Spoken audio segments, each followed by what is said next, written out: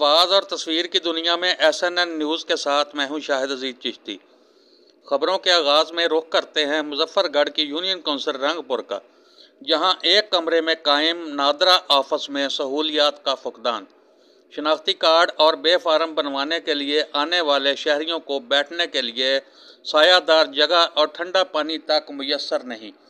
हमारे नुमाइंदे जुल्फ़कार खान डाहा की रिपोर्ट के मुताबिक जून के महीने में सूरज आग बरसा रहा है और आवाम खुले आसमान तले ज़मीन पर बैठने पर मजबूर हैं और वहाँ सहूलियात का भी फुकदान है। कुर्सियाँ तक मुयस्सर नहीं और वाशरूम भी बंद हैं।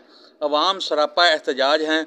अवामी समाजी हलकों ने नादरा ऑफिस रंगपुर में सहूलियात की फराहमी का मुतालबा किया है।